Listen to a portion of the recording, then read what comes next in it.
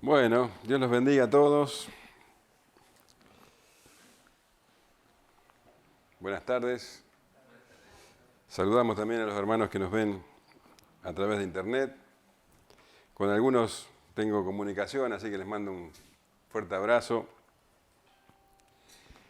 Y bueno, estamos estudiando, como ustedes saben, el libro de Apocalipsis y hoy vamos a comenzar el capítulo 2. Y algo que tenemos que tener en cuenta sobre este libro es que funciona como una cadena donde no hay ningún eslabón suelto, todo tiene que ver con todo. Vamos a estudiar entonces, hoy vamos a comenzar en realidad el capítulo 2. Creo que vamos a alcanzar a ver 2 de las 7 iglesias. Pero el capítulo 2 y el capítulo 3 trata sobre las 7 iglesias. Y no podríamos entender en profundidad estos 2 capítulos si primero no hubiéramos leído el capítulo 1, que nos enseña la primera visión de Juan, donde el Hijo del Hombre está en medio de los 7 candeleros. Y esos 7 candeleros, por supuesto, son las 7 iglesias. Esto nos muestra que el Señor, con todo poder y con toda autoridad, está parado en medio de la iglesia, cumpliendo lo que Él le dijo a sus discípulos: yo estoy con vosotros todos los días hasta el fin del mundo. Él está con ojos como llama de fuego, escudriñando todo lo que pasa en la iglesia. Y lo que vamos a ver en Apocalipsis es que Él es el Señor del universo. Todo funciona por medio de Él, como dice también el resto del Nuevo Testamento. Pero específicamente Él está parado en medio de la iglesia. Toda la historia, entonces, del mundo tiene que ver con la iglesia de Jesucristo. La iglesia es el centro de atención de Dios, no los grandes acontecimientos que ocurren y que todos los hombres y las mujeres hablan, sino la iglesia. La iglesia es el centro de atención y Cristo está parado en medio de la iglesia. Él controla todo, no hay nada que se escape de su control. Él es el esposo y la iglesia es la novia. Todo el período, desde que Él ascendió hasta que vuelva, es la etapa donde la novia se prepara para las bodas. En Efesios capítulo 5, versículos 25 al 27 leemos: maridos, amad a vuestras mujeres, así como Cristo amó a la iglesia y se entregó a sí mismo por ella, para santificarla, habiéndola purificado en el lavamiento del agua por la palabra, a fin de presentársela a sí mismo una iglesia gloriosa, que no tuviese mancha, ni arruga, ni cosa semejante, sino que fuese santa y sin mancha. En el versículo 29 de ese capítulo también dice: porque nadie aborreció jamás a su propia carne, sino que la sustenta y la cuida, como también Cristo a la iglesia. Cristo cuida a la iglesia, la sustenta. La está preparando para presentársela a sí mismo. Y teniendo en cuenta esto, también, el capítulo 2 y los capítulos 2 y 3 se basan en el capítulo 1. Y el resto de los capítulos, del 4 en adelante, se basan en estos 2 capítulos, en el 2 y el 3. O sea, todo está encadenado, todo tiene que ver con todo. No son cosas aisladas, no son imágenes aisladas. Mucha gente aborda el Apocalipsis de esa manera. Conoce, por ejemplo, mucho sobre la adoración en el cielo, lo ha leído muchas veces, o las bodas, cosas así, el milenio. Pero para entender cabalmente el Apocalipsis tenemos que entenderla como un todo. Entonces, estos 2 capítulos se basan en el capítulo 1, en la visión de Juan. Y el resto de los capítulos se basan en estos capítulos, en estos 2 capítulos, en el 2 y el 3. Como siempre, como ya les dije, y vamos a decir siempre, nuestra interpretación del Apocalipsis es la idealista, amilenial, y encontramos 7 divisiones paralelas y progresivas. las 7 divisiones hablan exactamente de lo mismo, de la época que está entre que el Señor ascendió a los cielos hasta que Él vuelva. Y es progresiva porque cada vez se va adentrando más en lo espiritual y también en la segunda venida del Señor y finalmente en los últimos capítulos en los cielos nuevos y tierra nueva. Tenemos que ver también aquí que cuando Juan habla, o mejor dicho, el Señor Jesucristo habla a las iglesias, dice a la iglesia que está en Éfeso, a la iglesia que está en Sardis, no a la iglesia de Éfeso ni a la iglesia de Sardis, a la iglesia que está en.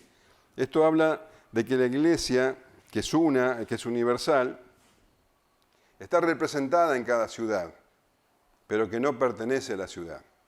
Y la idea de que en una sola ciudad haya diferentes iglesias es extraña a la Escritura. Nosotros vemos que en Éfeso había una sola iglesia, que evidentemente se reunían en diferentes hogares, en diferentes casas. Pero la iglesia era una sola. En Sardis ocurría lo mismo. Había varias congregaciones que se reunían en diferentes lugares, pero la iglesia era una sola. A la iglesia que está en Sardis, en Esmirna. Esta idea que nosotros hoy manejamos tan livianamente, que tenemos diferentes denominaciones, diferentes estilos, diferentes visiones inclusive, es completamente extraña a la Escritura. La iglesia es una sola. Cuando leemos estos capítulos vamos a ver que las cartas a las iglesias tienen también una cierta estructura. Y yo les dije que el número 7 va a aparecer siempre de manera clara, de manera evidente o también veladamente. Acá también aparece de manera velada. Tenemos una estructura de 7 partes. Fíjense, a ver, fíjate. Acá tenemos las 7 partes en que se dividen las cartas, aunque hay excepciones. Pero básicamente tenemos el saludo a la iglesia en. Escribe al ángel de la iglesia en. Después viene el título con que el Señor Jesús se presenta a sí mismo, la autodesignación de Cristo. Él dice, el que tiene las 7 estrellas, el que está, bueno, él se designa a sí mismo conforme a la visión que Juan tuvo en el capítulo 1. Vamos a encontrar, por ejemplo, fíjate en el siguiente, a ver. Por ejemplo, no sé si pueden leer ahí. En el capítulo 1 leemos en los versículos 12 y 13, vi 7 candeleros de oro y en medio de los 7 candeleros a uno semejante al Hijo del Hombre. Y en el versículo 16 dice, tenía en su diestra 7 estrellas. Y a la carta en Éfeso dice, el que tiene las 7 estrellas en su diestra, el que anda en medio de los 7 candeleros de oro, dice esto. O sea, el Señor se designa a sí mismo con las características que Juan vio en el capítulo 1.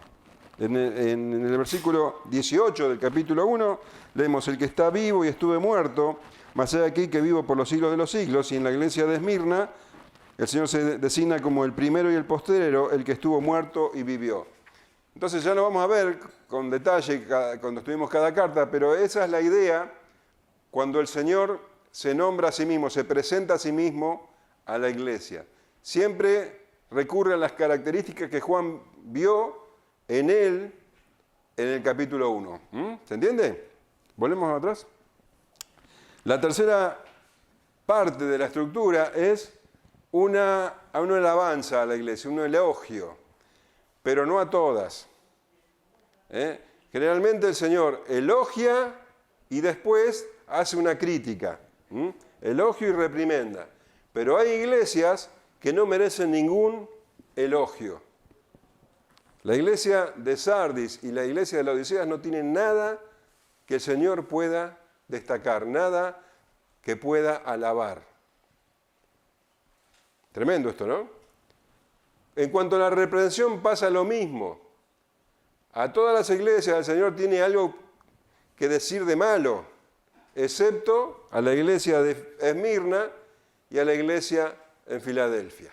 A estas dos iglesias el Señor no tiene nada malo que decir. ¿Qué te parece? Maravilloso. Después de la reprensión o la reprimenda viene la advertencia. Recuerda, por tanto, o arrepiéntete, le dice la iglesia, a todas menos a aquellas que no tienen nada malo que decirle, a la de Esmirna y Filadelfia. Después viene la exhortación, el que tiene oídos para oír, que oiga lo que el Espíritu dice a las iglesias.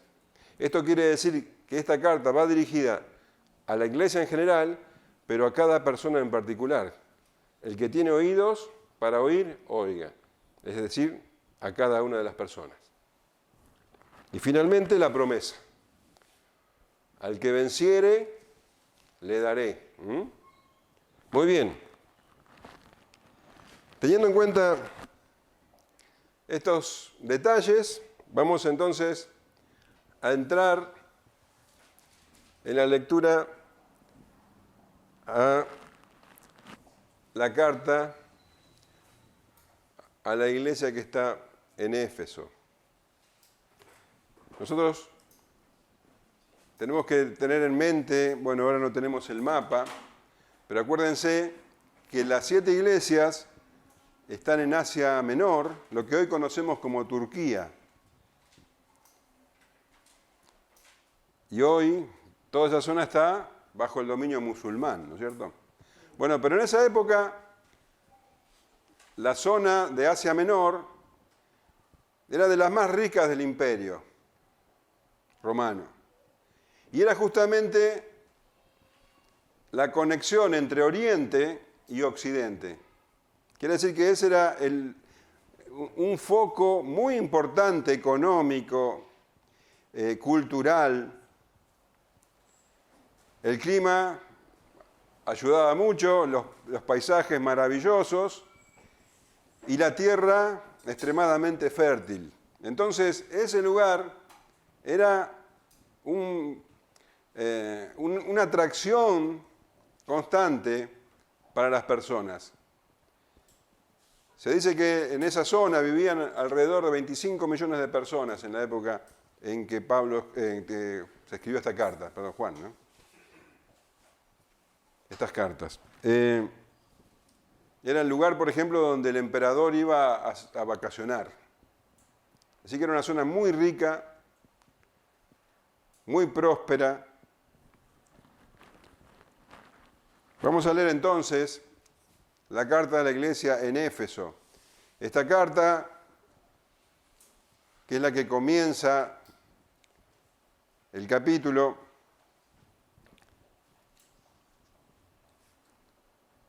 está dirigida a una iglesia que nosotros conocemos. En el libro de Hechos se nos habla cómo fue fundada, hay una carta del apóstol Pablo. Éfeso era la ciudad más cercana a la isla de Patmos, donde estaba Juan encarcelado, o exiliado, por decir mejor. Y también es la ciudad donde, según cuenta la tradición, Juan pasó sus últimos años. Así que a esta ciudad, a esta iglesia, es que va dirigida la primera carta. Leemos.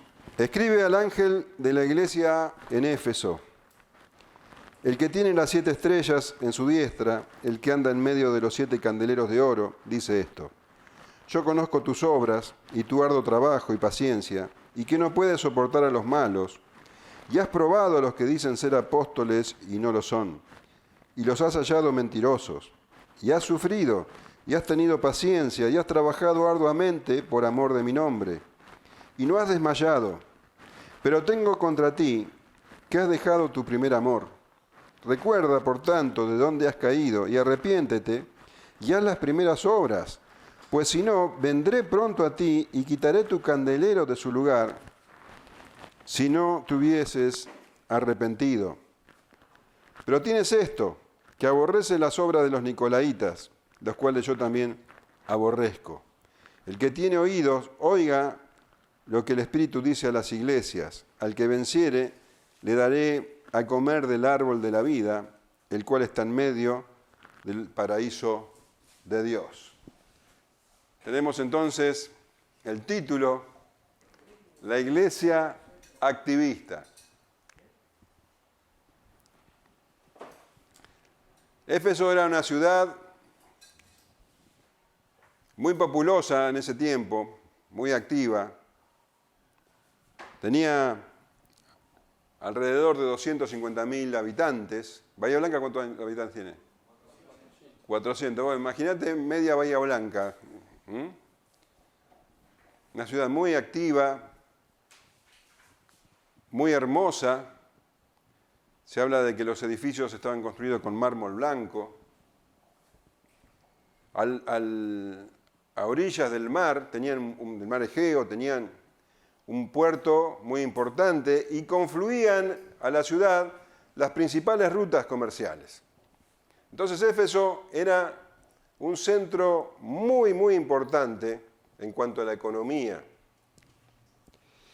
Y era famosa esta ciudad porque en ella estaba el templo a la diosa Diana. Nosotros lo leemos estas cosas en el capítulo 19 de Hechos. El templo de la diosa Diana hoy es considerado como una de las 7 maravillas del mundo antiguo. Era un templo enorme, 4 veces más grande que el Partenón, por ejemplo, dedicado, a esta diosa, la diosa de la fertilidad. Ustedes tal vez hayan visto fotos de la estatua. Es una diosa que tiene muchísimos pechos. Y el templo de la diosa funcionaba también como museo, funcionaba también como banco, y también era el lugar donde se podían ir a refugiar los criminales para no ser atrapados.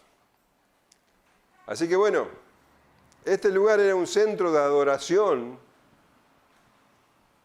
que también daba mucho rédito económico a los habitantes de Éfeso. En el capítulo 19 de Hechos vemos cómo los fabricantes de templecillos de plata se vieron amenazados por la prédica de Pablo, entonces armaron una gran revuelta. Lean el capítulo 19 de Hechos después.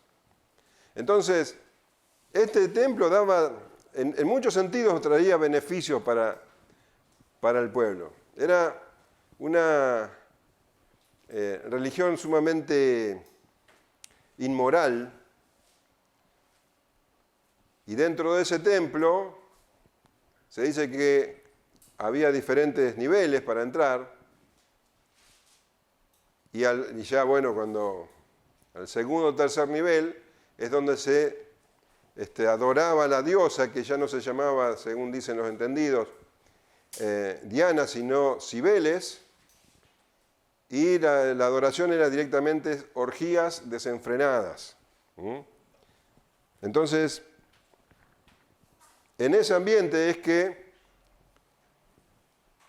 surgió la iglesia en Éfeso.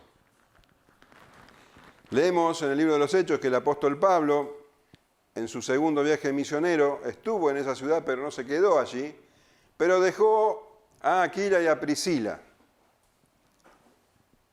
Ellos a su vez se encontraron con Apolos, que era un ferviente orador en las sinagogas, pero que no estaba bien cimentado en la doctrina, y Aquila y Priscila lo orientan bien, le enseñan bien.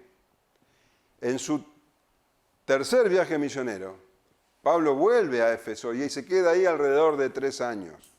Y dice que se le abrió una puerta muy grande. Él estuvo enseñando en la sinagoga, pero cuando ya no, los judíos lo echaron, estuvo enseñando durante 2 años y medio en la escuela de un tal Tirano. Y según nos cuenta Lucas en el libro de los Hechos, a través del ministerio de Pablo en Éfeso es que se expandió el evangelio a las otras ciudades. Luego, por el libro de Primera de Timoteo, nos enteramos que Pablo, preocupado por el avance de los falsos maestros, dejó a Timoteo al cuidado de la Grey en Éfeso. Fíjense, en 1 Timoteo capítulo 1, versículo 3, y en adelante,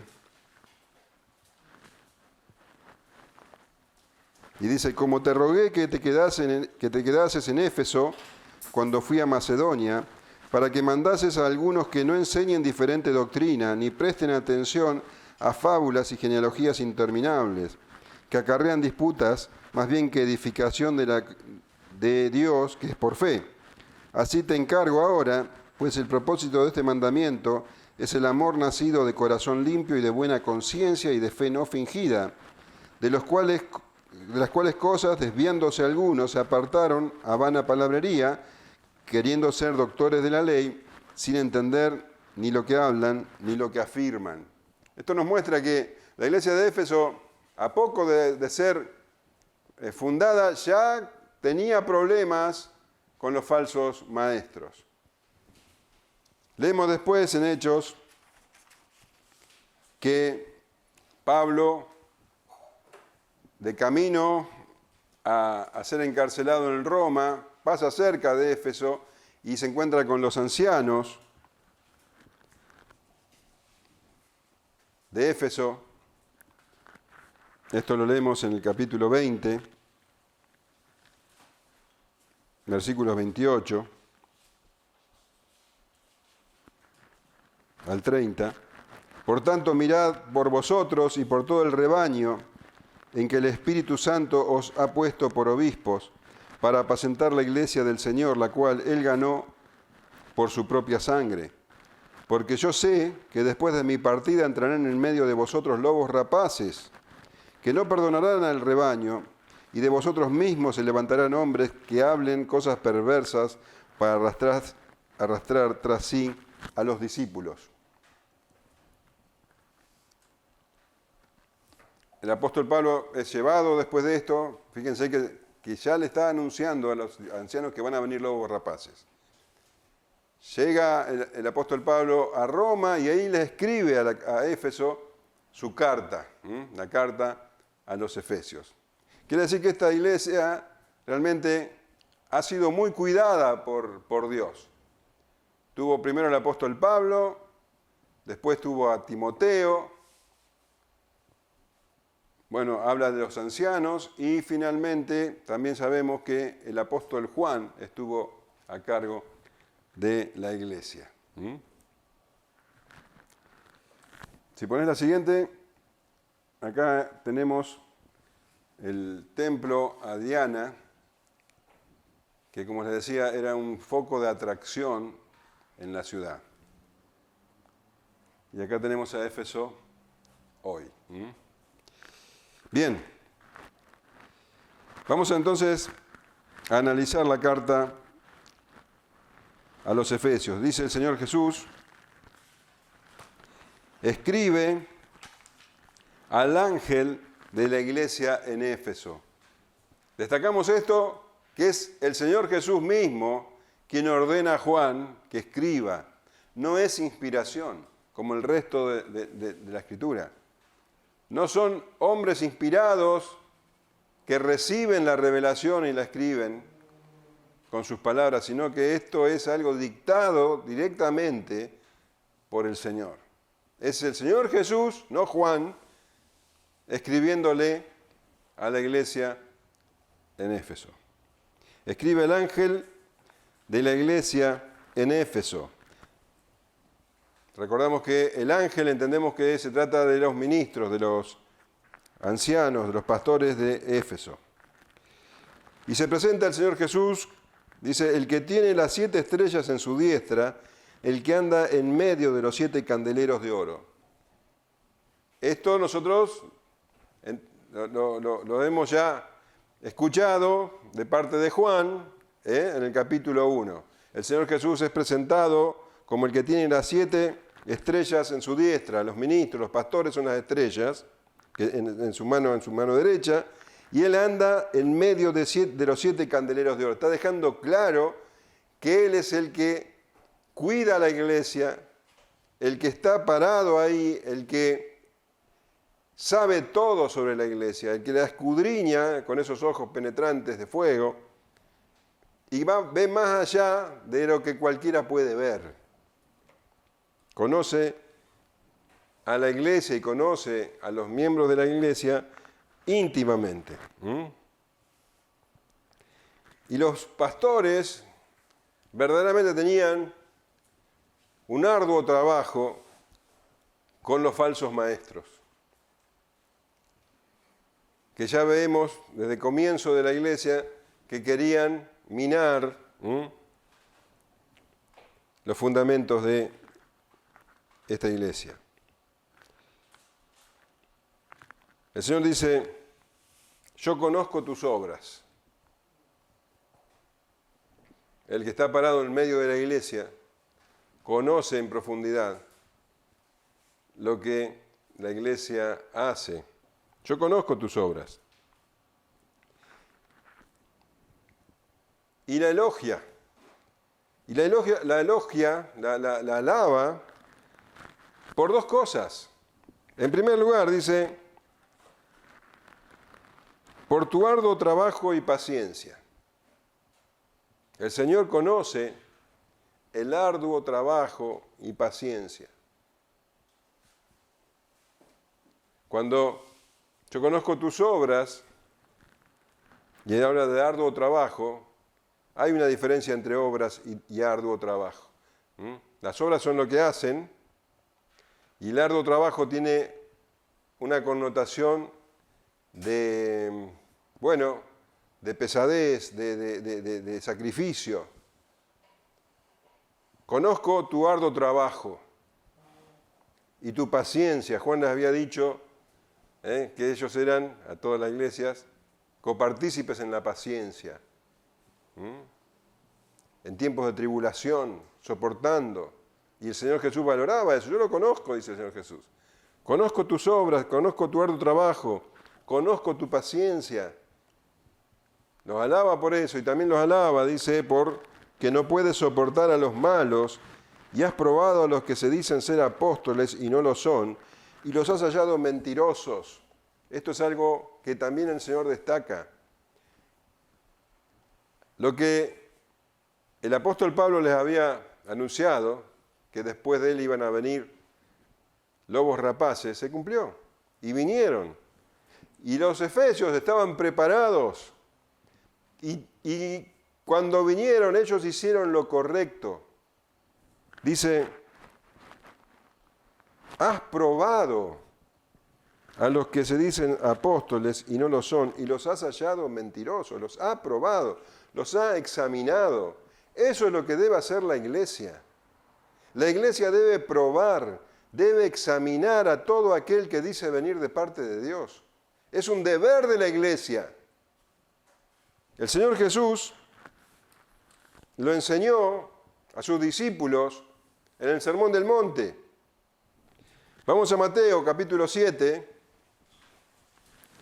versículos 15 en adelante. Totalmente claro lo que dice el Señor. No deja lugar a dudas. Mateo 7, 15 en adelante. Guardaos de los falsos profetas que vienen a vosotros con vestidos de ovejas, porque por dentro son, lo que Pablo dijo, lobos rapaces. Por sus frutos los conoceréis. ¿Acaso se recogen uvas de los espinos o higos de los abrojos? Así todo buen árbol da buenos frutos, pero el árbol malo da frutos malos. No puede el buen árbol dar malos frutos, ni el árbol malo dar frutos buenos. Todo árbol que no da buen fruto es cortado y echado en el fuego. Así que por sus frutos los conoceréis. No todo el que me dice Señor, Señor, entrará en el reino de los cielos, sino el que hace la voluntad de mi Padre que está en los cielos. Muchos me dirán en aquel día, Señor, Señor, ¿no profetizamos en tu nombre? Y en tu nombre echamos fuera demonios, y en tu nombre hicimos muchos milagros. Entonces les declararé, nunca os conocí, apartaos de mí, hacedores de maldad. Esto es lo que debe hacer la iglesia. El Señor Jesús dice, cuídense de estas personas. Y cuidarse de estas personas es examinar sus frutos. ¿Cómo es la vida de estas personas y cómo es su mensaje? Hay que escudriñar todo a través de la Escritura. Por sus frutos los conoceréis. Y el Señor acá dice, lo importante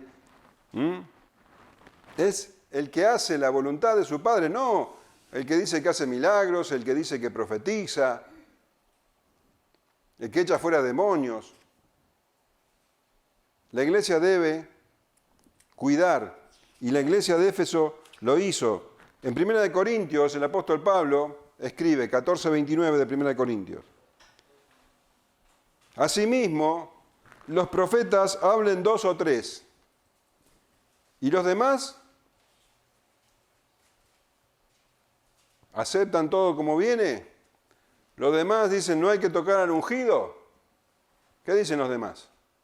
Juzguen. Es el deber de la iglesia, juzgar. Primera de Tesalonicenses 5:21. Examinadlo todo, retened lo bueno. No dice,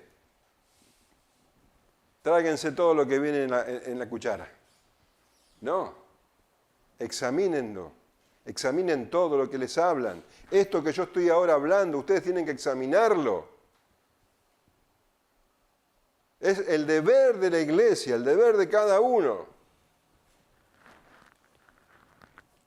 El apóstol Juan escribió lo siguiente, en 1 de Juan 4:1. Amados, no creáis a todo espíritu, sino probad los espíritus si son de Dios, porque muchos falsos profetas han salido por el mundo.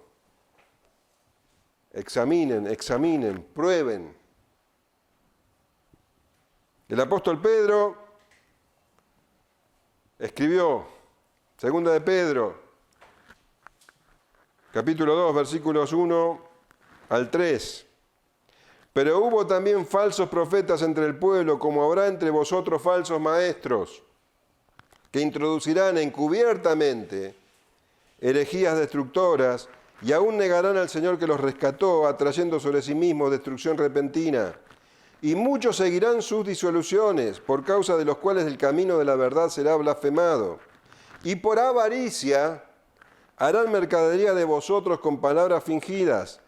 Sobre los tales, ya de largo tiempo la condenación no se tarda y su perdición no se duerme. Cuidado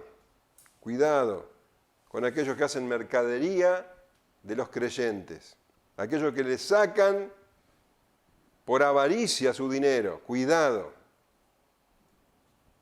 Judas también escribió sobre esto. Versículo 12 y 13. Estos son manchas en vuestros ágapes, que comiendo impúdicamente con vosotros se apacientan a sí mismos.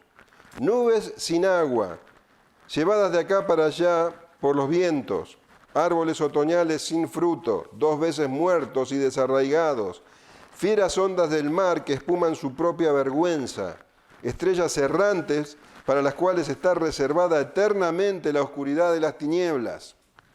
Y en el versículo 17 dice, pero vosotros, amados, tened memoria de las palabras que antes fueron dichas por los apóstoles de nuestro Señor Jesucristo, los que os decían, en el postrer tiempo habrá burladores que andarán según sus malos deseos. Estos son los que causan divisiones. Escucha esto. Los sensuales que no tienen el Espíritu. No puede ser más explícito.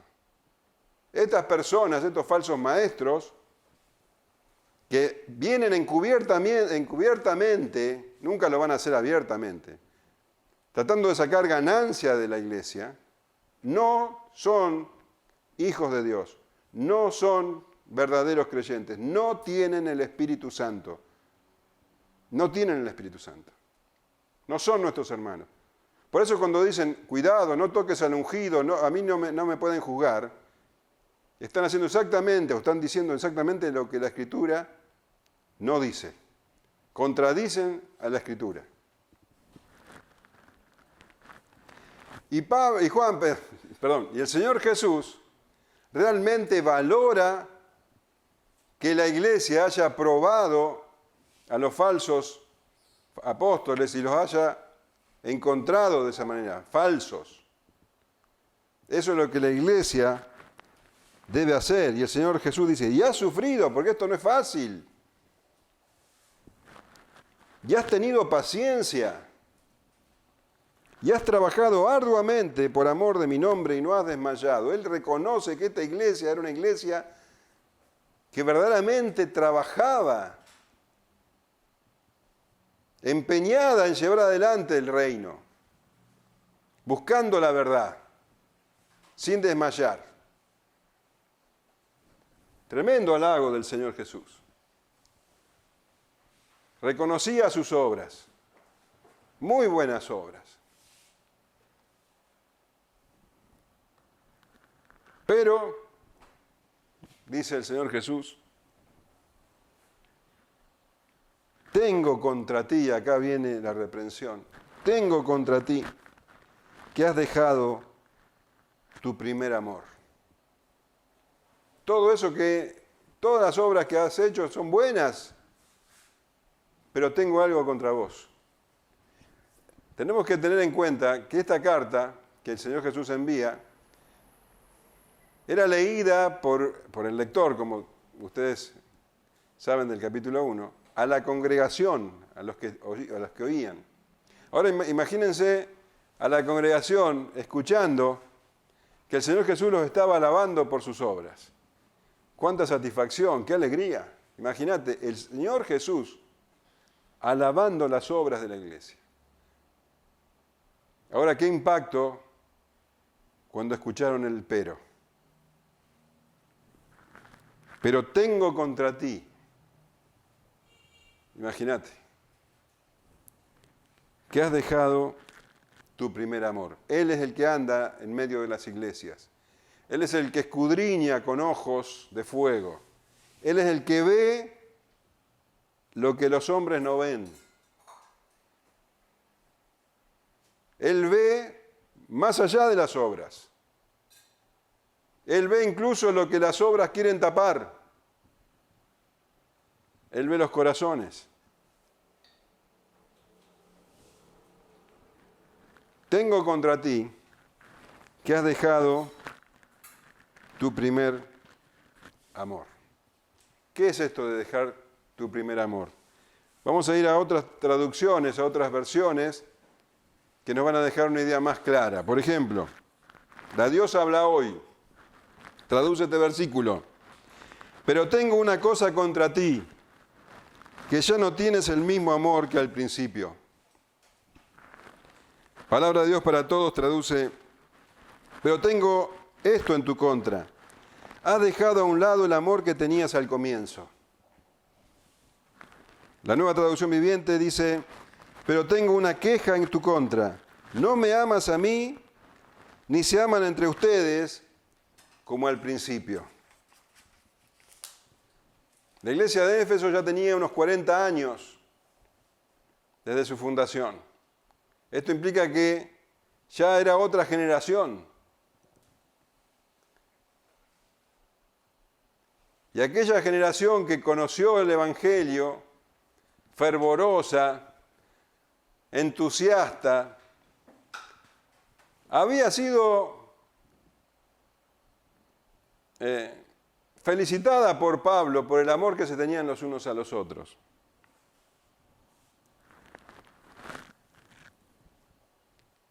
Pero ahora, esta nueva generación,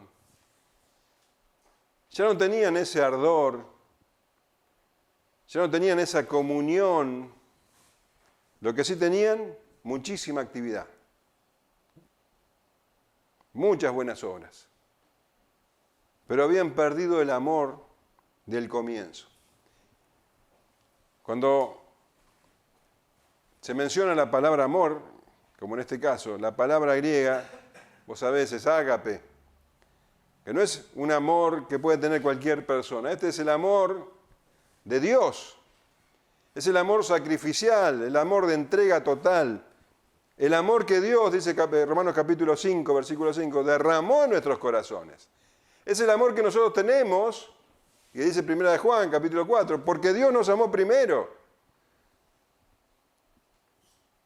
Ese tipo de amor era el que la iglesia ya no manifestaba. Y justamente de eso se trata la fe. El primer y gran mandamiento y el segundo, el Señor Jesús lo dejó claro. Fíjense, Marcos, capítulo 12, versículos 30 y 31. Y amarás al Señor tu Dios con todo tu corazón y con toda tu alma y con toda tu mente y con todas tus fuerzas. Este es el principal mandamiento.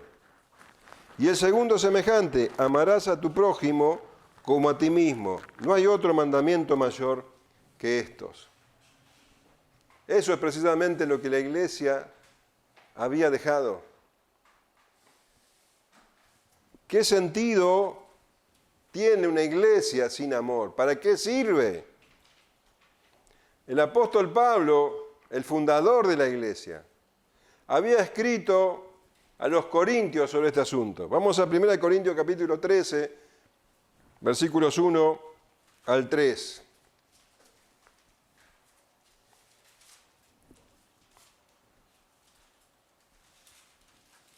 Si yo hablase lenguas humanas y angélicas y no tengo amor, vengo a ser como metal que resuena o címbalo que retiñe.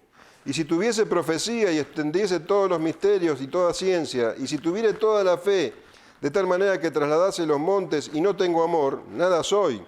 Y si repartiese todos mis bienes para dar de comer a los pobres, y si entregase mi cuerpo para ser quemado y no tengo amor, de nada me sirve. Una iglesia sin amor no sirve para nada. El amor a Dios se manifiesta a través del amor que se tiene hacia el hermano. En 1 Juan capítulo 4, versículo 20 leemos: si alguno dice yo amo a Dios y aborrece a su hermano, es mentiroso, porque el que no ama a su hermano, a quien ha visto, ¿cómo puede amar a Dios a quien no ha visto? La iglesia sin amor pierde su razón de ser, pierde su identidad. El Señor Jesús había dicho: en esto conocerán todos que sois mis discípulos, si tuvieres amor los unos con los otros. Y en la carta, en la primera carta de Juan, él dice: el que no ama no ha conocido a Dios, porque Dios, vos lo sabés, es amor. Entonces, la iglesia había perdido la esencia de ser iglesia.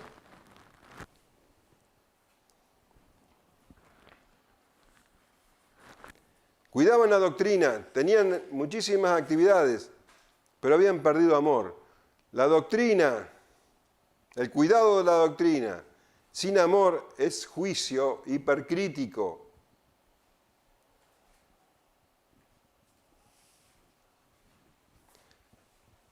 Y el Señor entonces le dice 3 cosas que deben hacer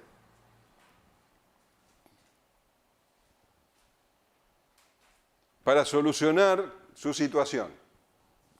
En primer lugar, recuerda por tanto de dónde has caído. Recuerda cómo era la iglesia en sus comienzos, cómo era el trato que se tenían los unos a los otros, cómo era la vida de la iglesia en ese entonces. Recuerda.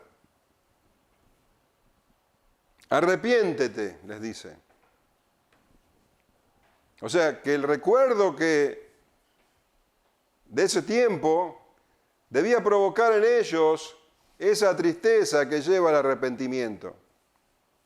Arrepiéntete, porque estaban pecando. Estaban pecando. Muchísimas buenas obras, pero estaban pecando en lo esencial. Y finalmente le dice, y haz las primeras obras. Esto quiere decir que el arrepentimiento debe dar frutos. Y el fruto se traduce en obras. Las obras que hacían al principio. ¿Cuáles son las obras que hacían al principio? Las obras de amor. Y en la Escritura esto es muy específico. En todo el Nuevo Testamento encontramos muchísimos pasajes que nos dicen claramente cómo es el trato entre hermanos, cómo es el amor entre hermanos.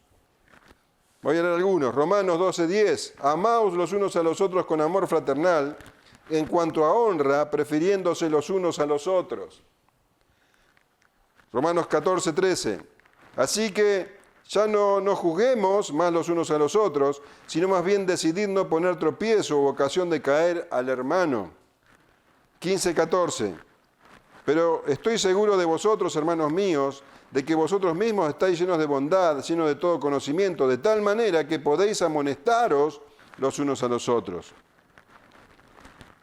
Gálatas 5:13. Porque vosotros, hermanos, a libertad fuisteis llamados, solamente que no uséis la libertad como ocasión para la carne, sino servíos por amor los unos a los otros. Y así, con toda humildad, con mansedumbre, orando los unos por los otros, honrándose los unos a los otros, exhortándose los unos por los otros. Obras de amor verdadero. El Señor había escrito a los romanos que el amor sea sin fingimiento, amor genuino. Sin amor, de nada sirve nada. Y era tan grave la situación de la iglesia que el Señor le dice, pues si no, vendré pronto a ti y quitaré tu candelero de su lugar, si no te hubieras arrepentido. ¿Te das cuenta la situación de la iglesia? La terrible situación de la iglesia. Si no cambiaban el rumbo, si seguían de esa manera, si seguían siendo tan activos pero sin amor, tan eruditos y cuidadosos, sin amor, el Señor dice, voy a sacar el candelero, quitaré tu candelero de su lugar. Quiere decir que la iglesia con tanta actividad, en realidad no estaba iluminando las tinieblas. ¿Por qué? Porque no tenía amor. Y si seguían en ese rumbo, el Señor iba a quitar el candelero, es decir, iba a dejar que la iglesia muera. Iba a dejar que el testimonio de esa iglesia termine. ¿Te das cuenta de lo grave que es esto? O sea, nosotros leemos en las cartas y vemos que la iglesia debía enfrentar muchos peligros. Si yo te preguntara cuáles son los peligros que enfrentaba la iglesia, lo primero que me va a decir es, bueno, persecución, falsos maestros, y es verdad. Pero por ninguna de esas cosas el Señor iba a quitar el candelero. El Señor le dice a la iglesia en Éfeso, voy a quitar tu candelero si no te arrepentís, si seguís con tantas actividades sin amor. Las actividades sí son buenas, pero no tienen amor. Y por lo tanto, quitaré tu candelero. Es terrible lo que el Señor le dice a la iglesia en Éfeso. Es terrible lo que le dice a la iglesia en Éfeso.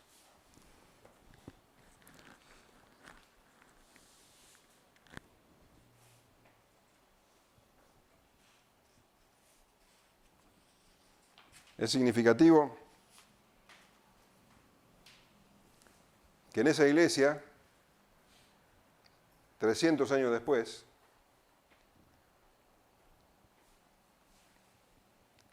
comenzó el culto a María, allí en Éfeso. Allí se estableció el culto a María. Y no es casualidad que de la adoración a Diana se pase a la adoración a María, en la misma ciudad. Pero tienes esto, dice el Señor. Nuevamente el Señor,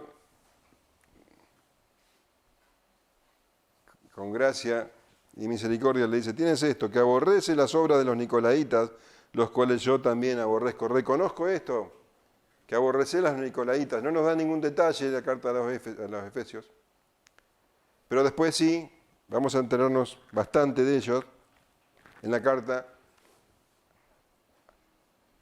a la iglesia en Pérgamo. El que tiene oído, oiga lo que el Espíritu dice a las iglesias. Al que venciere le daré a comer del árbol de la vida, el cual está en medio del paraíso de Dios. Y este es entonces el llamado particular a cada uno. La iglesia podría ser quitada, pero no indica que cada hermano, todos, estuvieran en esa situación. Por eso él llamaba arrepentimiento a cada uno, al que tiene oídos. El que tiene oído para oír, oiga. El que venciere, ¿quién es el que vencía? El que se arrepentía. El que se daba cuenta de la situación, recordando las épocas pasadas, se arrepentía y volvía a las primeras obras. El que venciere, le daré a comer del árbol de la vida. ¿Quién come del árbol de la vida? Aquel que es salvo. Esto remite a Génesis, dice el árbol de la vida, el cual está en medio del paraíso de Dios. En Génesis 3:22 leemos, y dijo Jehová a Dios, he aquí, el hombre es como uno de nosotros, sabiendo el bien y el mal. Ahora pues, que no largue su mano y tome también del árbol de la vida y coma y viva para siempre. Lo que está diciendo que el vencedor, aquel que se arrepiente de su situación y vuelve al primer amor, aquel que es verdaderamente un hijo de Dios, como premio, ¿qué va a recibir? Prosperidad, salud, dinero, no. La salvación. Eso es lo que le corresponde al vencedor. Esa es la gran corona. La vida eterna. Heredarían la vida eterna en el paraíso celestial, con Dios. Esa es la verdadera corona, esa es la verdadera recompensa para el vencedor.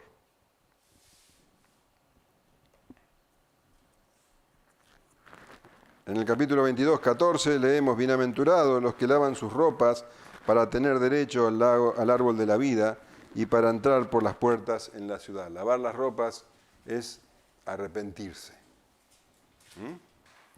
Entonces la situación de la iglesia en Éfeso es terrible. ¿Qué pasó con la iglesia en Éfeso? Acá lo tenés.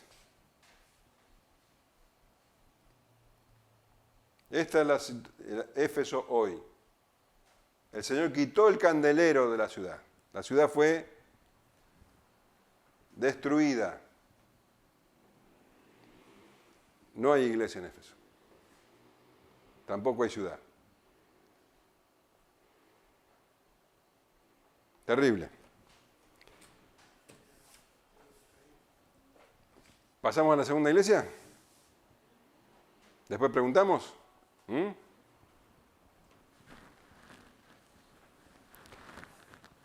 Hoy vamos a estudiar 2 iglesias nomás, como habíamos dicho. Mensaje a la iglesia en Esmirna. Esmirna, la iglesia perseguida.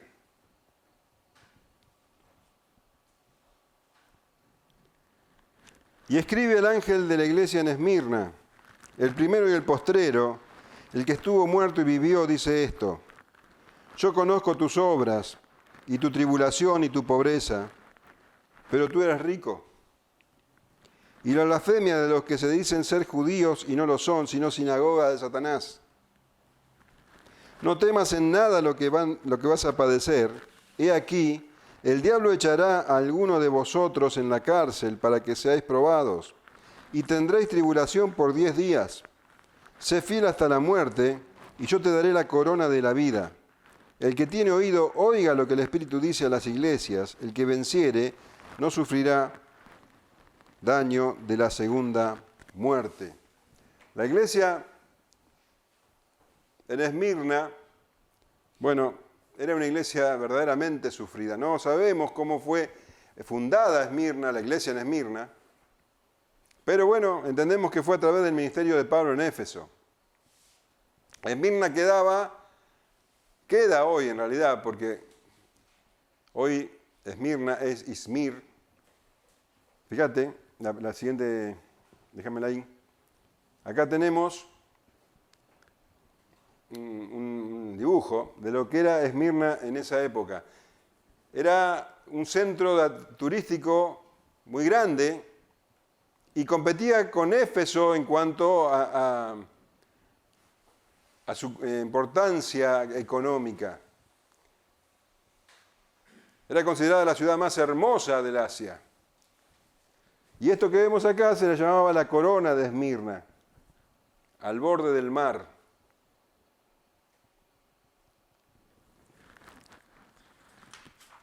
Hermosa, populosa. Los ciudadanos de Esmirna eran conocidos en todo el imperio por su fidelidad y por su fanatismo hacia el emperador. Allá en Esmirna surgieron los primeros templos a la diosa Roma y tenían varios templos de adoración a emperadores. Y paralelamente a la devoción que tenían los nativos hacia el imperio y hacia la idolatría del imperio, en esa ciudad había una gran población judía que también se caracterizaba por su fervor religioso y por su odio a los cristianos. Entonces, tenemos la situación del cristiano en Esmirna odiado por los gentiles y odiado por los judíos. Era muy difícil la vida de un creyente en esta ciudad. Eran verdaderamente perseguidos y muertos. Uno de los mártires en Esmirna más famosos, capaz que lo escuchaste nombrar, es Policarpo, que se dice que había sido un pastor ahí. Y este Policarpo fue uno de los tantos muertos. Según los censos, era el mártir número 12 en la ciudad. Voy a leer un párrafo de un libro que les recomiendo, El cristianismo evangélico a través de los siglos, de Samuel Vila. Y ahí habla de Policarpo. Dice que Policarpo era tentado por el procónsul a negar a Cristo para librarse de la boca de los leones, pero al negarse el procónsul le dijo: ya que no teméis a las fieras, seréis quemado vivo si no te arrepentís. El fuego a que me condenáis, respondió Policarpo, llamea un instante, después se extingue, y es preciso saber que hay otro fuego que no se extinguirá nunca, reservado en el último juicio para los impíos. ¿Qué esperáis? Realizad en mí vuestros propósitos. Y según cuenta la tradición, fueron justamente los judíos quienes se apresuraron a juntar la leña para quemar a Policarpo. Esta era la situación. Verdaderamente, esta iglesia estaba pasando una cruel persecución. Y Jesucristo dice, escribe el ángel de la iglesia en Esmirna y se presenta a sí mismo como el primero y el postrero, el que estuvo muerto y vivió. el primero y el postrero, el que estuvo muerto y vivió. Vos fíjate qué apropiado la forma en que el Señor se presenta a sí mismo, tomando, como ya te dije, las palabras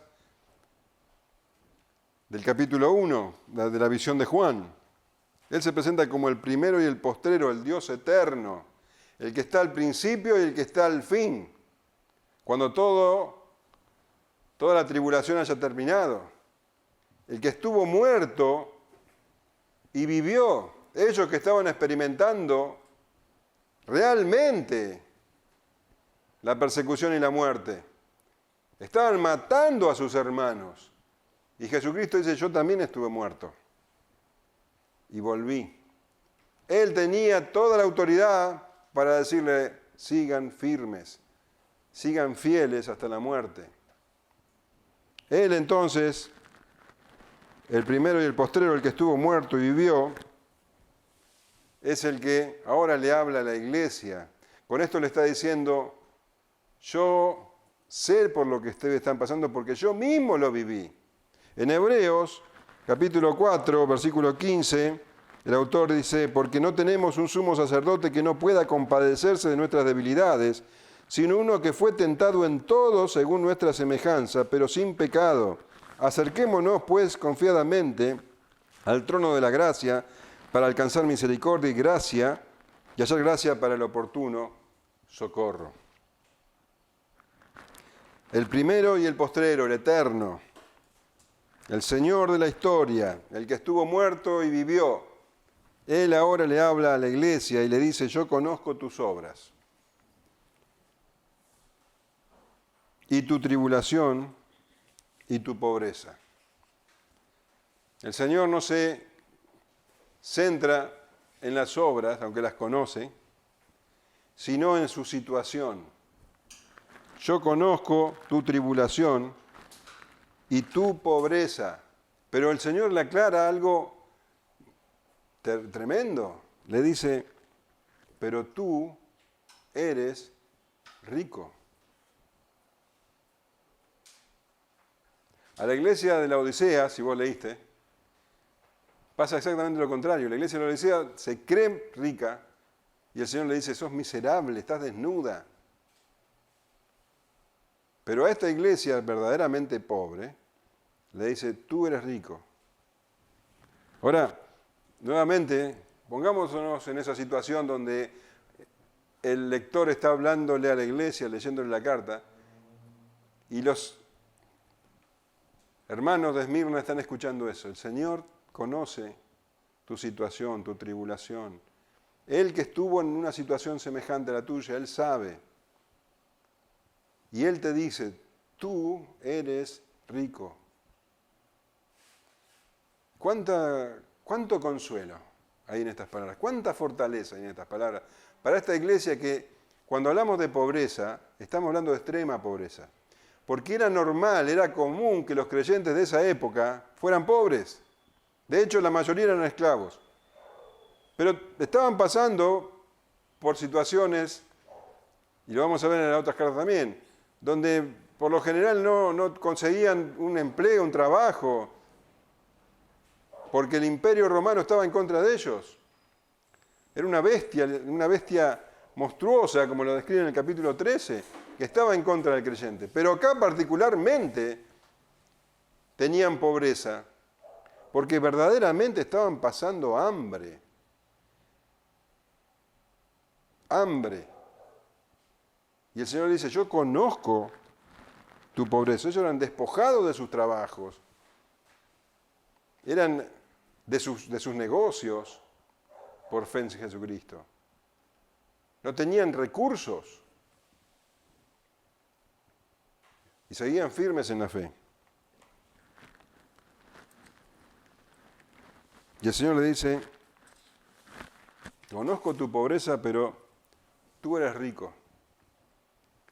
¿Te das cuenta de la maravilla? Juan, ¿me puedes traer un vasito con agua?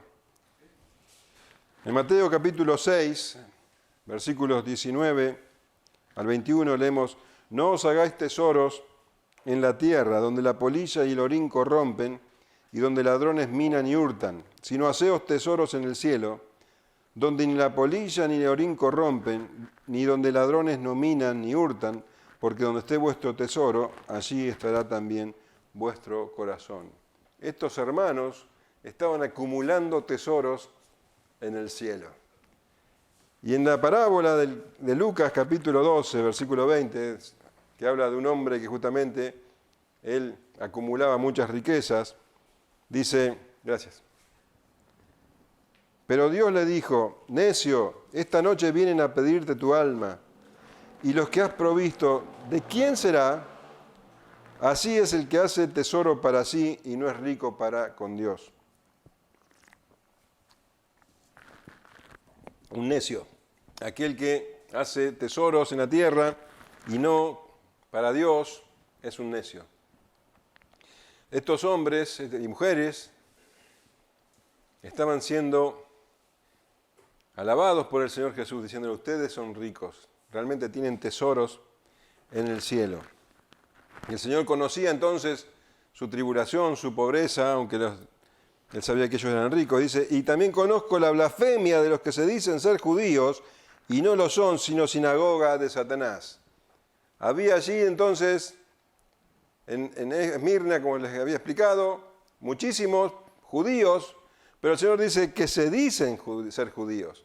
Esto quiere decir que eran descendientes de Abraham, judíos de sangre, pero no eran verdaderos judíos en un Dios.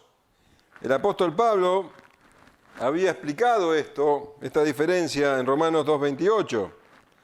Pues no es judío el que lo es exteriormente, ni es la circuncisión la que se hace exteriormente en la carne, sino que es judío el que lo es en lo interior, y la circuncisión es la del corazón, en espíritu y no en letra, la alabanza del cual no viene del hombre, de los hombres, sino de Dios. Entonces estos no eran verdaderos judíos, decían ser judíos, pero no eran verdaderos judíos. Y dice, y no lo son, sino sinagoga de Satanás. Ellos, siendo, como creían, descendientes de Abraham, se reunían en la sinagoga con el motivo de adorar a Dios. Pero el Señor dice, no, estos no son sinagoga de Dios, son sinagoga de Satanás. Satanás significa acusador, y eso era exactamente lo que ellos hacían con los cristianos. Iban y los acusaban delante de las autoridades, los denunciaban para que los encarcelen y los maten.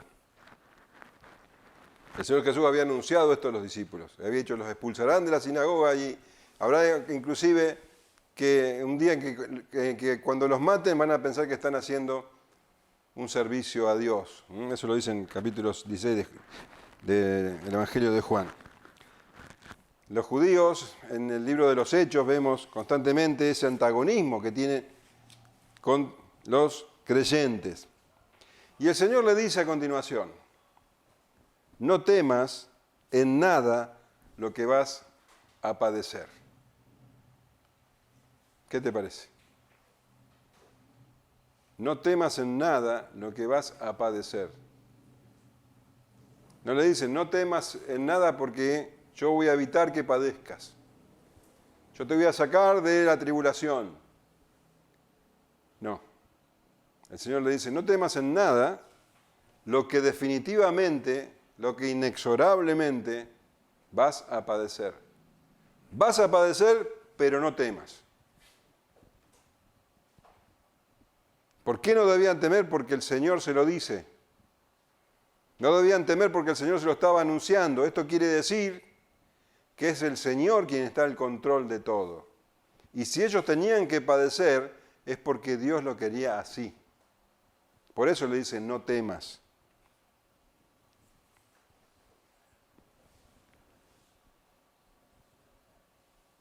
He aquí el diablo echará a alguno de vosotros en la cárcel para que seáis probados. Esto es lo que van a padecer. Ahora fíjate lo que dice, y esto es una cosa muy significativa, que ya nos están mostrando. Yo te decía que todo está encadenado, que todo tiene que ver con todo.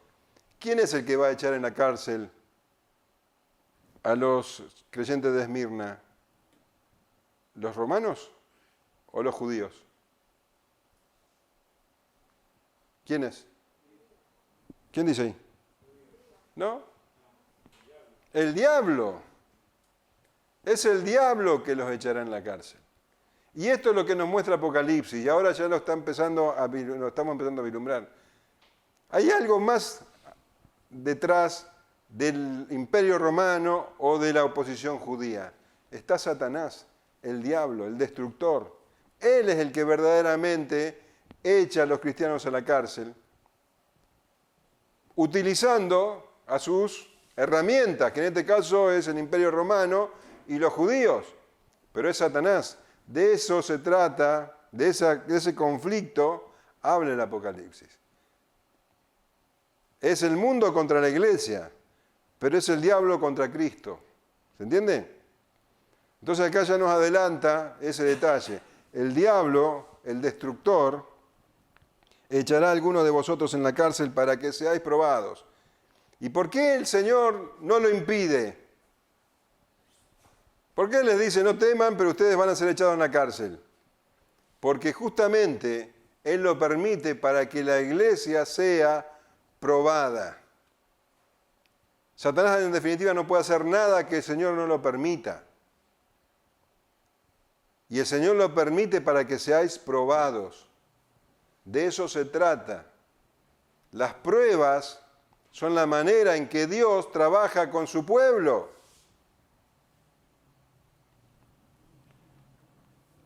Romanos, capítulo 5, versículos 3 en adelante.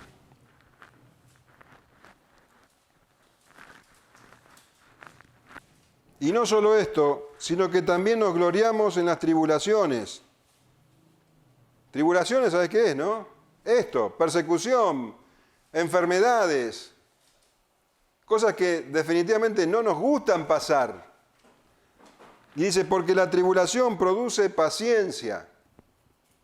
Y la paciencia prueba. Cuando dice prueba, vos tenés que leer carácter. Carácter probado, carácter maduro. La tribulación produce paciencia y la paciencia un carácter maduro, un carácter probado.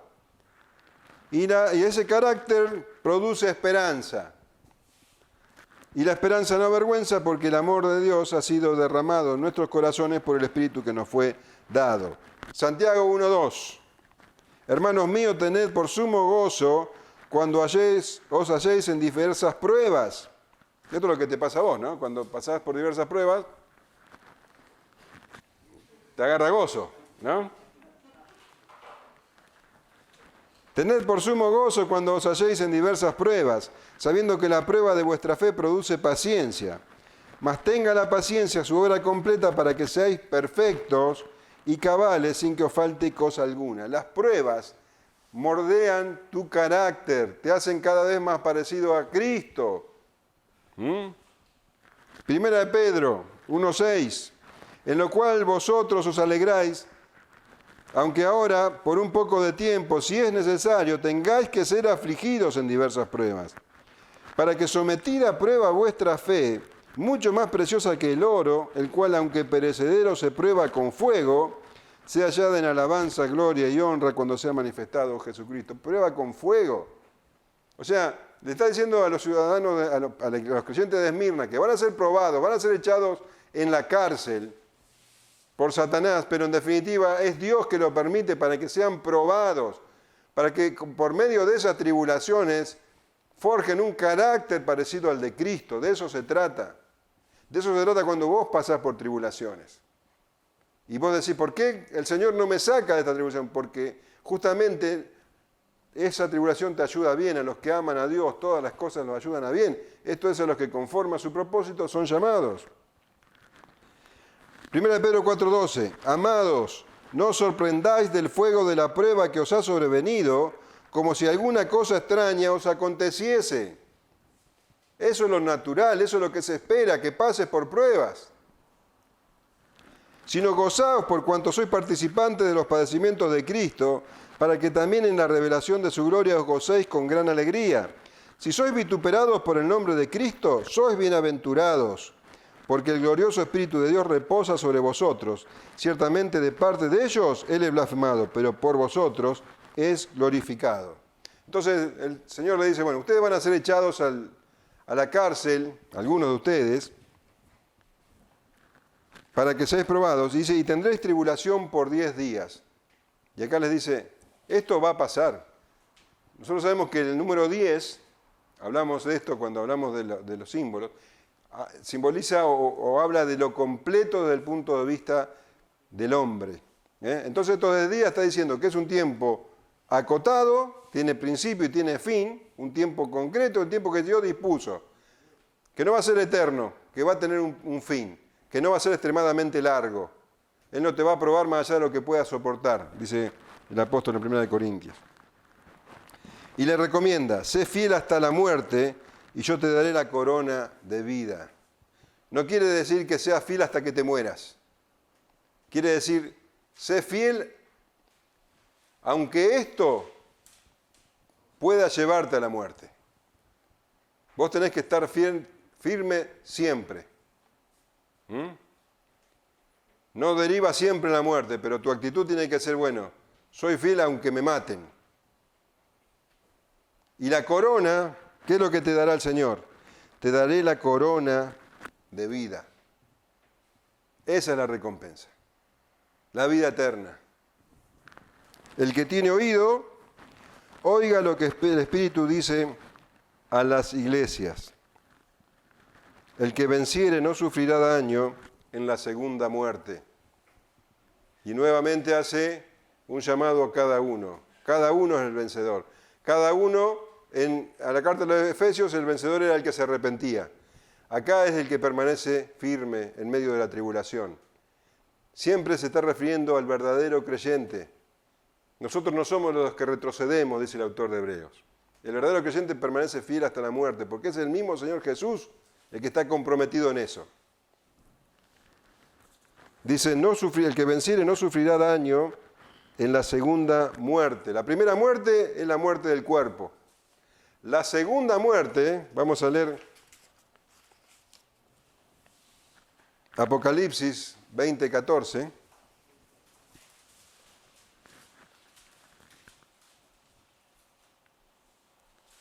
Y la muerte y el Hades fueron lanzados al lago de fuego. Esta es la segunda muerte. Entonces la segunda muerte, lo hablábamos el martes pasado, la segunda muerte cuando el Señor venga y el cuerpo glorificado, el cuerpo se una con el alma, los creyentes van a ir con el Señor a la vida eterna. Los no creyentes, los que rechazan al Señor, sus cuerpos también van a resucitar y se van a unir con sus almas, pero en cuerpo y alma van a ser echados al lago de fuego, al infierno. Esa es la muerte segunda. El que vence, el creyente, no va a conocer la muerte segunda, dice. Entonces la iglesia de Esmirna va a ser probada. El que ama su vida la perderá y el que aborrece su vida en este mundo para vida eterna la guardará, dijo el Señor. Y la iglesia, bueno, acá tenemos Esmirna hoy. Efesios es ruinas. Esmirna es una ciudad próspera, pero cuidado. En ese entonces era perseguida por el Imperio Romano la iglesia y por los judíos. Hoy Esmirna tiene testimonio, hay iglesia, pero la persecución es de parte de los musulmanes. Sigue siendo una iglesia perseguida, pero es una iglesia viva. El candelero no fue quitado, nunca se lo dijo eso.